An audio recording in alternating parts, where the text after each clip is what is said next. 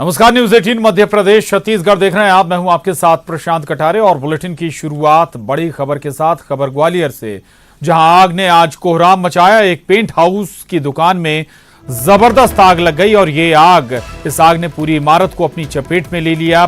Paint दुकान में जमकर शोले भड़के और इन्हीं शोलों में 7 लोगों की जान चली गई है। दरअसल आग पूरी इमारत में फैल गई थी। हालांकि कड़ी मशक्कत के बाद आग पर काबू पा लिया गया, लेकिन तब तक 7 लोग काल के गाल में समा चुके थे और बताया जा रहा है कि अब तक 16 लोगों को रेस्क्यू किया गया है। ग्वालियर के इंदरगंज चौराहे की यह घटना है। पेंट की दुकान में यह आग लगी थी। दरअसल नीचे पेंट की दुकान थी और ऊपर 2 परिवार रह रहे थे और ये दोनों ही परिवार इस आग की चपेट में आ गए। तस्वीरें इस वक्त आप अपनी टीवी स्क्रीन पर देख पा रहे हैं। जबरदस्त धुएं का गुबार उठता हुआ आखिरकार 7 लोगों की इस हादसे में दर्दनाक मौत हुई है। हालांकि सवाल फायर डिपार्टमेंट पर भी, दमकल विभाग पर भी उठ रहे हैं। एक तो समय से नहीं पहुंचा दमकल विभाग, दूसरा दमकल विभाग के पास पर्याप्त उपकरण मौजूद नहीं थे।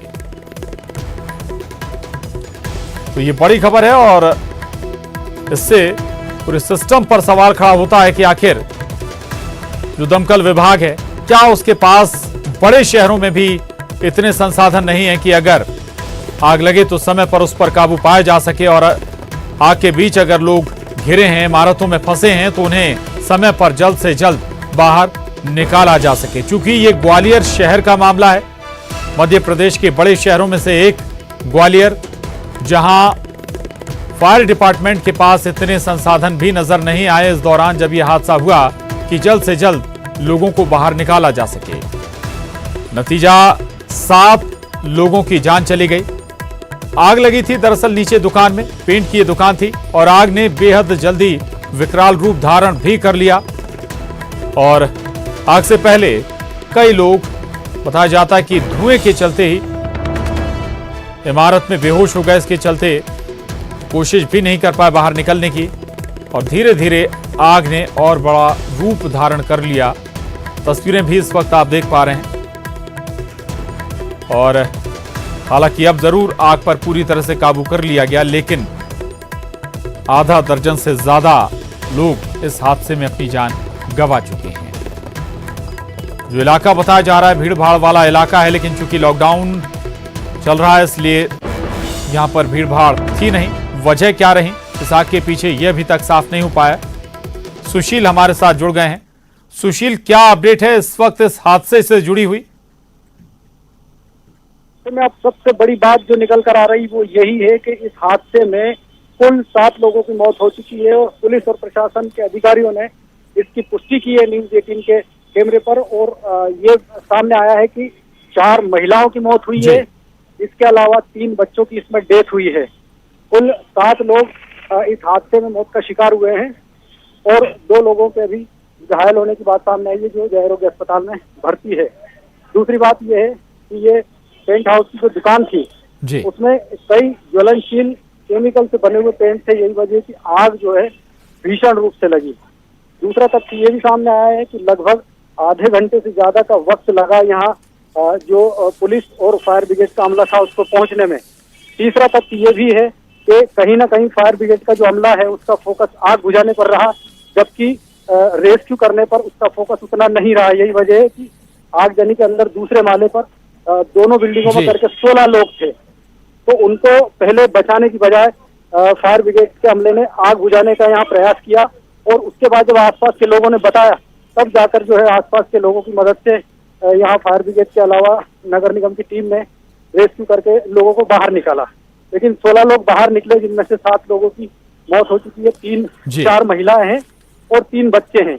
और आग का जो प्रारंभिक तौर पर कारण है वो शॉर्ट सर्किट के रूप में सामने आया है, लेकिन कहीं ना कहीं जनप्रतिनिधियों ने और प्रशासन ने भी मुख्यमंत्री के जरिए यहाँ पीड़ित परिवार को राहत दिलाने की बात कही है और साथ ही इस आगजनी के कारणों की जांच की भी बात अब की जा रही है। जी ठीक है, बिल्कुल जांच की बात भी की जा रही रहेगा सुशील। और इस वक्त अपने दर्शकों को एडिशनल एसपी सत्येंद्र सिंह ने क्या कहा है इस हादसे पर, वो सुनाते हैं। पूरा हादसा हुआ, किस तरह से हुआ, कितने लोगों की इसमें डेथ हुई है, क्या हुआ ऑपरेशन में पूरा?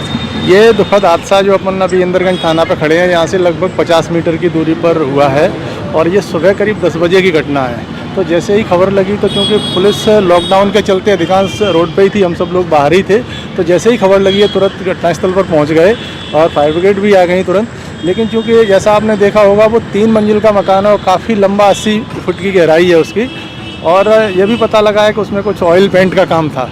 तो आग लगते ही एकदम इतनी तेज़ी से आग बढ़ी कि हम लोग मदद कर पाने में बड़े असमर्थ रहे। फिर भी पूरी टीम लगी रही लगातार, उसमें अंदर जाने का प्रयास किया। जैसे ही कम आग हुई तो अंदर जाके उसमें से कुछ लोगों को निकाला। उसमें 2 बच्चे अच्छी हालत में थे और ये बड़ी दुख की बात है कि इसमें से 4 महिलाएं और 3 बच्चे उनको नहीं बचा पाए। कितनी लोगों की मौत हुई है? कुल मिला के 7 कैजुअल्टी हुई हैं, जिसमें 4 महिलाएं हैं, 3 बच्चे। वैसे तो ये लापरवाही किधर से रही?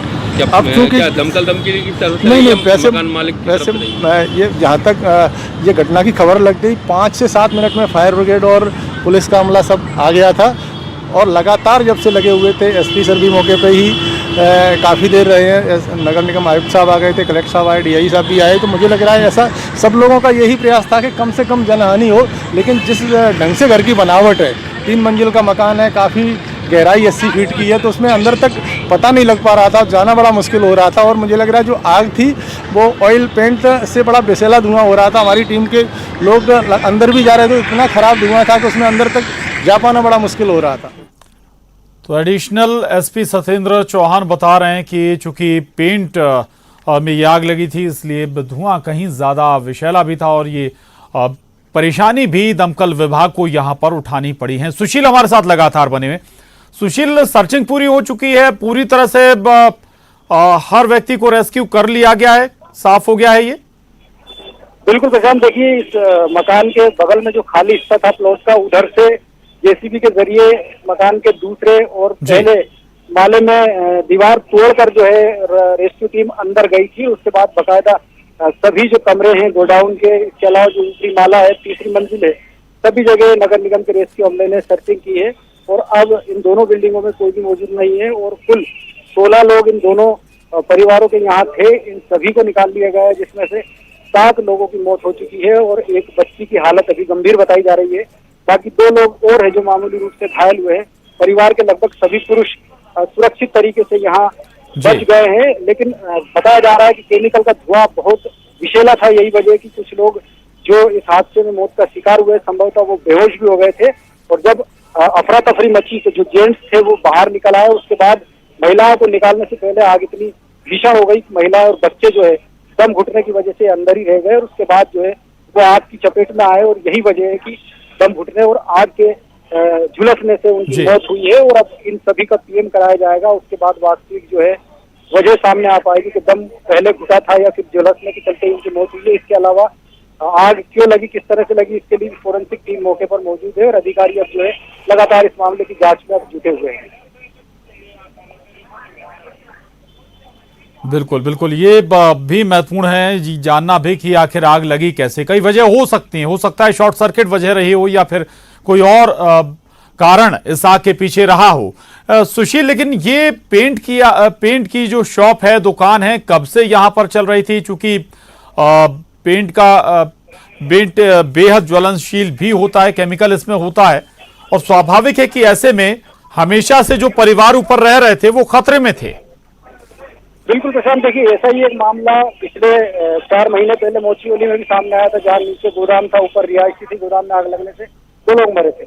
यहाँ भी यही बात सामने आई है कि नीचे पेंट हाउस भी था, उस पेंट हाउस की दुकान के पीछे गोदाम भी था और ऊपर जो है ये परिवार रह रहा था। चूंकि ये पूरा इलाका कमर्शियल इलाका है, इंदरगंज चौराहा प्रमुख बाजार जो इसके आसपास है, तो अब ये भी एक जांच का विषय है कि क्या आधिकारिक रूप से इनके पास गोदाम संचालित करने का लाइसेंस भी था, जो कि दुकान के पीछे गोदाम था और गोदाम में ज्यादा जो है पेंट और ये थे। यही वजह है कि जो ज्वलनशील पेंट था वो जलने के चलते आग इतनी भीषण थी और उसका धुआं इतना विषैला था कि उस धुएं से भी लोगों का जो रेस्क्यू करने के लिए टीम पहुंची थी, उस टीम के लोग भी बेहद परेशान हो गए थे। बहुत विषैला धुआं था। तो कहीं ना कहीं अब ये जांच के मसले हैं जिन पर नगरीय निकाय की टीम जो है प्रशासन नगर निगम का वो जांच करेगा कि आखिरकार इनका लाइसेंस जो था तो क्या गोदाम संचालित करने का लाइसेंस भी था और क्या जो फायर के सिस्टम थे, संसाधन थे इस गोदाम पे, दुकान पे वो पर्याप्त मात्रा में थे या नहीं थे। और इसके अलावा एक सवाल ये भी है कि नगर निगम के पास जो है रेस्क्यू के दौरान सुरक्षा के किस तरह के प्रशिक्षित अमला है, वो भी एक जांच का विषय है। तो कहीं ना कहीं इस घटना के बाद ये सवाल जरूर खड़े होते हैं। कलेक्टर ने भी इस बात को माना है कि आगजनी की घटनाओं की अब समीक्षा करने की जरूरत है और पिछली जो घटनाएं हुई है 6 महीने के दौरान, इनकी समीक्षा के आधार पर ही अब जो है अमले को एक विशेष प्रशिक्षण की जरूरत है, ताकि आगजनी के दौरान जो लोग वहां फंसे हैं आगजनी में, उनको सुरक्षित बाहर निकाला जा सके, ताकि जनहानि जो है उनको रोका जा सके। जी बिल्कुल सुशील, एक महत्वपूर्ण बात और आपसे समझना चाहेंगे।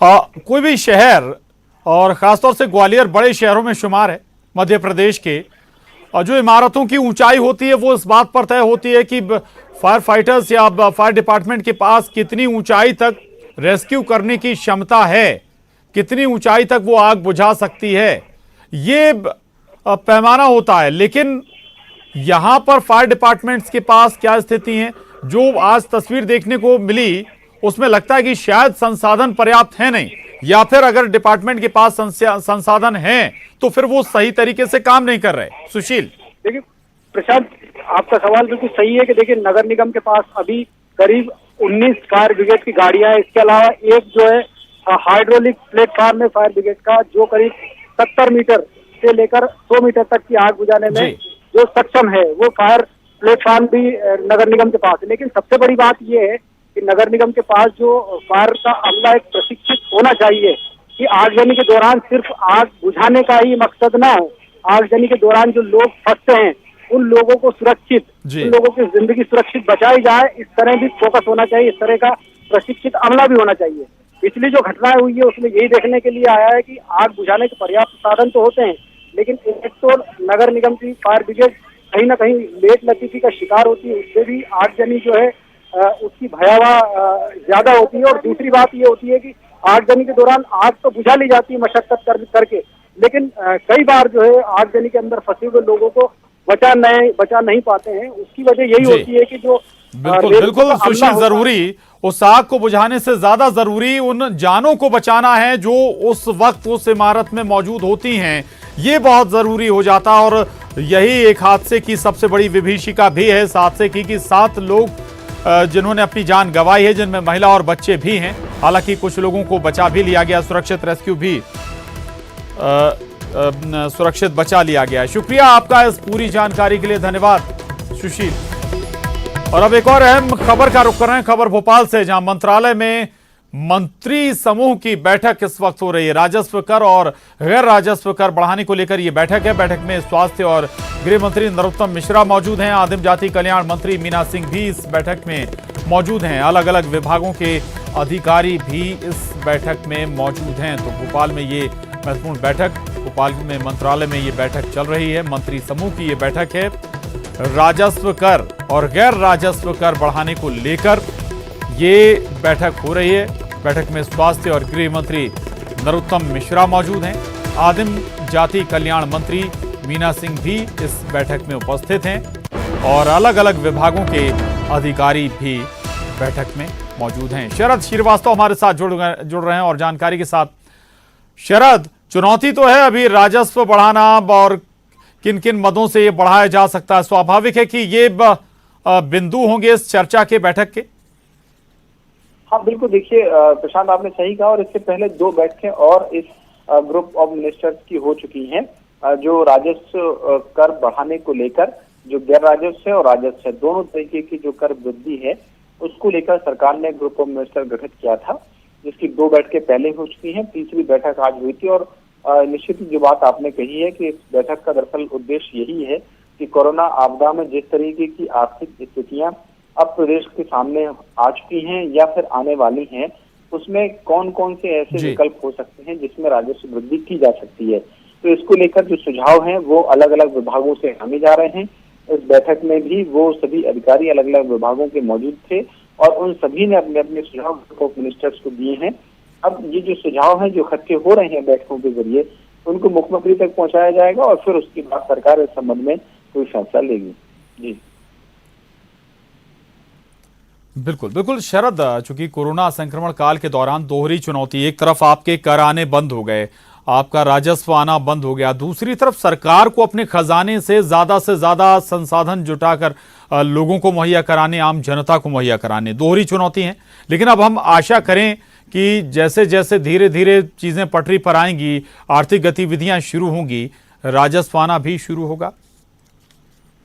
देखिए, अभी तो उम्मीद यही है कि पटरी पर आखिरकार स्थिति आएगी कब, क्योंकि अभी ये उम्मीद थी कि 17 के बाद जो लॉकडाउन है वो हो सकता है कि खत्म हो जाए और उसके बाद फिर जो गतिविधियां हैं वो शुरू हों, लेकिन अभी 31 मई तक फिर जो लॉकडाउन है उसको बढ़ा दिया गया है। तो फिर अगर 31 मई तक जो स्थितियां इसी तरीके की रहेंगी तो जिन जिन जगहों पर छूट दी जा रही है, गतिविधियां शुरू की जा रही है, उनसे जो राजस्व का अनुमान है वो पूरा नहीं हो सकता। ऐसे में वैकल्पिक तौर पर कुछ विकल्प सरकार तलाश रही है। सूत्रों के मुताबिक उसमें हो सकता है कि शराब पर किसी तरीके का अतिरिक्त टैक्स लगा दिया जाए, जिसको कोरोना टैक्स भी कह सकते हैं, और इसके संकेत भी मुख्यमंत्री ने दिए हैं।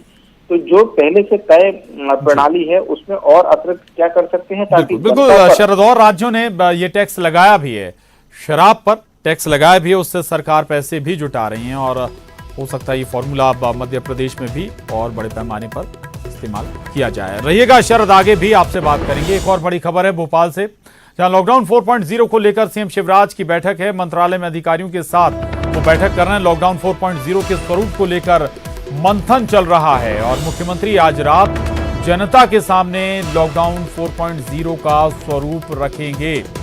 तो शरद, केंद्र ने अपनी गाइडलाइन जारी कर दी है, बता दिया है कि क्या क्या होगा, क्या क्या नहीं होगा या क्या होना चाहिए, कौन से अधिकार राज्यों के दायरे में आ गए हैं। अब राज्य भी अपने स्तर पर आज पूरा मंथन कर गाइडलाइन जारी करेगा। सीएम शिवराज सिंह चौहान सामने आएंगे जनता के। हाँ बिल्कुल, आपने सही कहा है। इसी बात को लेकर जो मंथन है वो मंत्रालय में चल रहा है। मुख्यमंत्री शिवराज सिंह चौहान इस बैठक में खुद मौजूद हैं। तमाम जो आला अधिकारी हैं, मुख्य सचिव इकबाल सिंह बैस भी इसमें मौजूद हैं।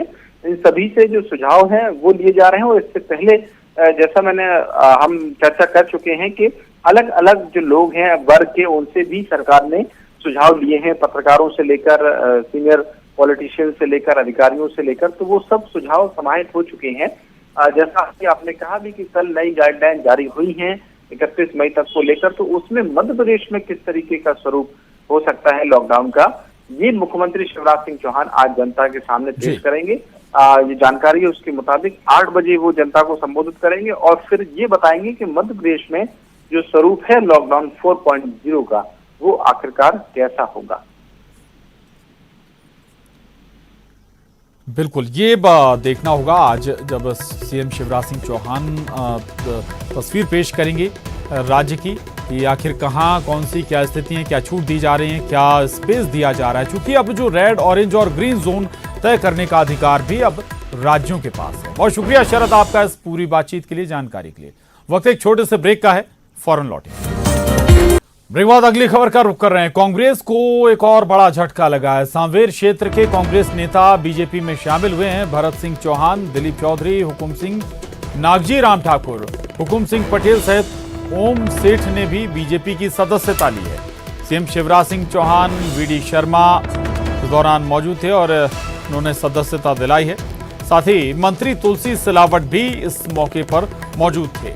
तुलसी सिलावट ने कहा कि संपर्क में हैं कांग्रेस के कई और बड़े नेता, तो एक झटके के साथ एक और शंका में डाल दिया है। तुलसी सिलावट ने वो दावा कर रहे हैं कि अभी कांग्रेस के कई और बड़े नेता संपर्क में हैं। दरअसल आज कई कार्यकर्ताओं और नेताओं ने बीजेपी की सदस्यता ली है, जिनमें भरत सिंह चौहान, दिलीप चौधरी, हुकुम सिंह, नागजी राम ठाकुर, हुकुम सिंह पटेल, ओम सेठ, इन सभी ने बीजेपी की सदस्यता ली है और इन्हें सीएम शिवराज सिंह चौहान, वीडी शर्मा ने सदस्यता दिलाई है। इस मौके पर मंत्री तुलसी सिलावट भी मौजूद थे और तुलसी सिलावट अब ये दावा भी कर रहे हैं कि अभी कांग्रेस के कई और बड़े नेता उनके संपर्क।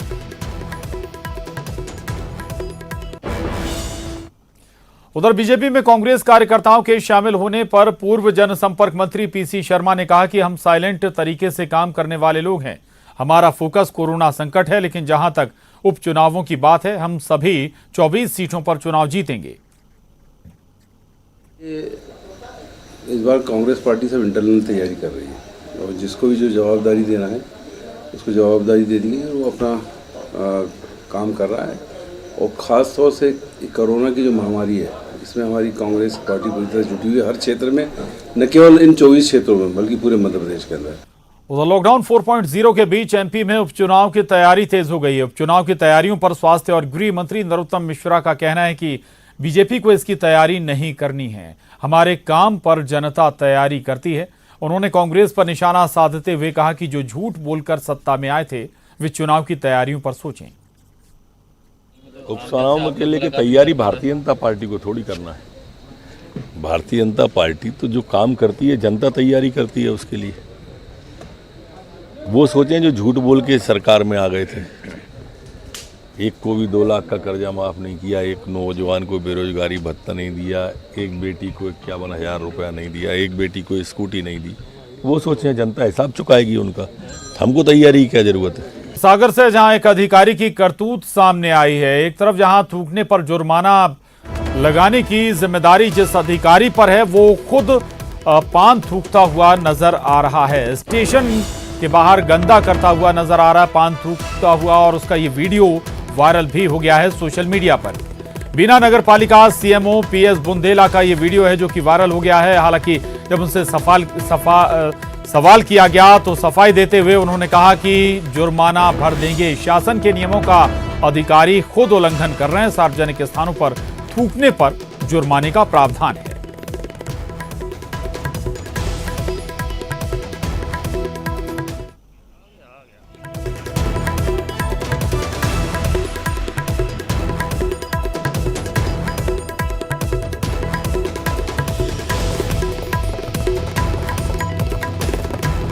रचित दुबे हमारे साथ सागर से जुड़ गए हैं। रचित, इनसे बात करनी चाहिए, क्या कहा अब बुंदेला साहब ने?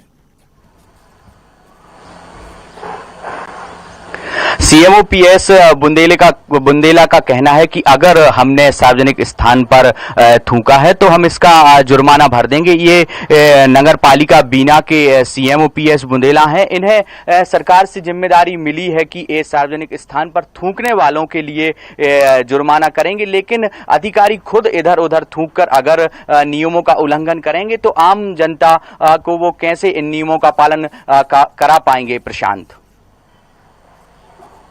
जी, बिल्कुल सवाल यही उठता है कि आखिर नियमों का पालन कैसे करा पाएंगे जब खुद अधिकारी ही ऐसे हरकतें करते हुए नजर आ रहे हैं। शुक्रिया रचित आपका इस जानकारी के लिए, धन्यवाद। उधर मध्य प्रदेश के सीएम शिवराज सिंह चौहान ने पूर्व केंद्रीय मंत्री स्वर्गीय अनिल माधव दवे की पुण्यतिथि पर पौधारोपण किया। सीएम शिवराज उन्हें श्रद्धांजलि देने शिवाजी नगर स्थित नदी का घर पहुंचे और उन्हें नमन किया।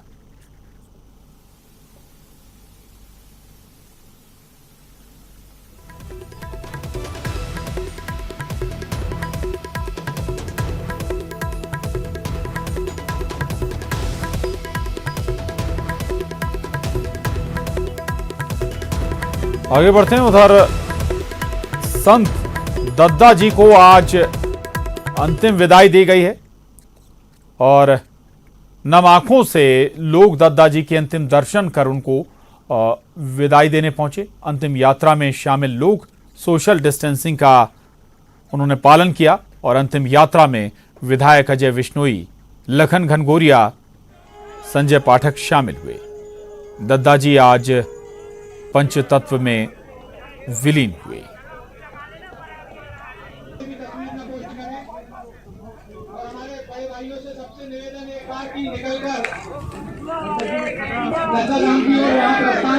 और जो हमारे गुरु भाई बड़ी देर से प्रतीक्षा कर रहे हैं उनको भी परिक्रमा का अवसर प्रदान करें। और इस बुलेटिन में बस इतना ही। खबरों का सिलसिला न्यूज़ 18 पर लगातार जारी है।